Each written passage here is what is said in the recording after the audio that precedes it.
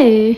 आज की वीडियो में हम बात करने वाले हैं कि एवरीथिंग अबाउट क्लैट की लास्ट 2 महीने की मेरी स्ट्रैटेजी क्या है, the resources I follow for CLAT preparation और एक दो चैनल और मैं क्या कैसे कर रही हूँ एंड एवरीथिंग क्लैट के बारे में ही। But the first question is CLAT है क्या चीज़।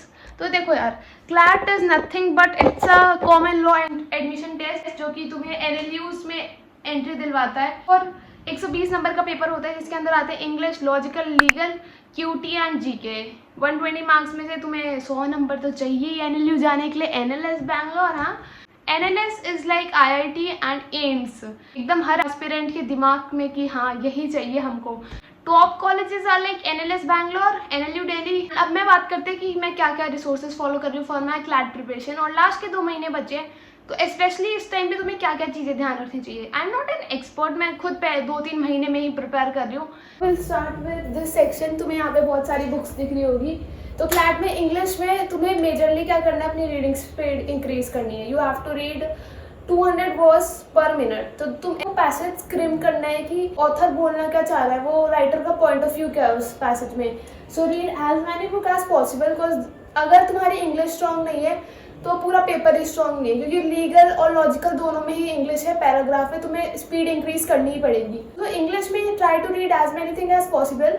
एंड आप लोग सोच रहे होंगे कि newspaper as my all newspaper इस डब्बो वब्बो में सब जगह मेरा न्यूज़पेपर ही है। इनका मैं तो इसका ये मतलब नहीं है कि तुम न्यूज़पेपर 2 महीने में पढ़ना बंद कर दोगे। न्यूज़पेपर हम जीके के लिए और लीगल के लिए पढ़ते हैं, बट स्पीड के लिए सबसे ज़्यादा पढ़ते हैं। अगर न्यूज़पेपर डेली भी पढ़ोगे ना तो तुम्हारी स्पीड ऑटोमेटिकली इंक्रीज हो ही जाएगी। बट मैंने न्यूज़पेपर अपने साइड से बंद कर दिया क्योंकि मैं बुक्स पढ़ लेती हूँ तो वो मैनेज हो जाता है कहीं ना कहीं। स्पीड इंक्रीज करो। एडिटोरियल्स वाली मेरे पास एक बुक है, मैं वो पढ़ती हूँ, वो करो। सिंस अब टाइम बहुत ज़्यादा कम है तो मैंने ना सितंबर में अपनी प्रिपरेशन बहुत अच्छी तरीके से स्टार्ट करी थी। तो ये मैंने वो बनाया था कैलेंडर कि हर दिन मैं कितना कैसे पढ़ रही हूँ, प्लस मैं वीकली ऐसे वो बनाती हूँ कि वीक एट अ ग्लांस मुझे क्या क्या चीज़ें करनी है। यहाँ पर मैंने लीगल के शॉर्ट नोट्स बना रखे हैं जो कि तुम भी बना सकते हो। कुछ इस टाइप के मेरे लीगल के शॉर्ट नोट्स हैं। ये कॉन्स्टिट्यूशनल लॉ का पूरा है, इतने से पेज में समराइज की क्या क्या इंपॉर्टेंट है और क्या क्या चीज़ें हैं। प्लस मैं अपने मॉक्स कोड्स ना ऐसे लिखती रहती हूँ। अभी मैंने इसमें ऐड करने हैं, मैंने 3 मॉक और दिए। अब तुम पूछोगे मैं मॉक कहाँ से दे रही हूँ, अभी आगे बताती हूँ। कुरकुले बना रखे हैं कि नीट से पहले मुझे ये सारा फिल करना है।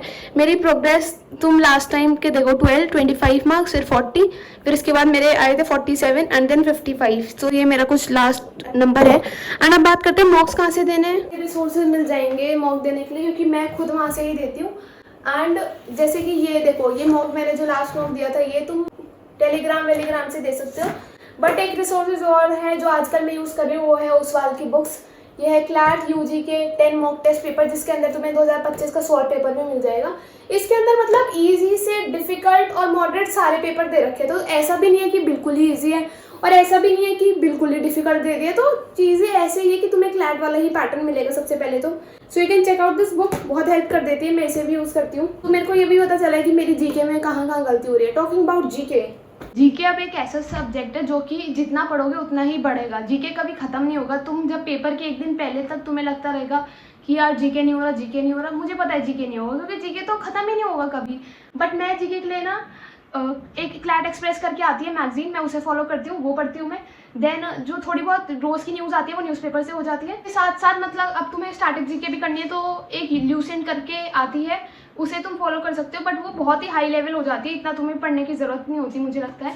बट उसके लिए मैं यही ओसवाल की एक और बुक है क्लैट एंड एलेट की, जिसमें चैप्टर वाइज टॉपिक वाइज है।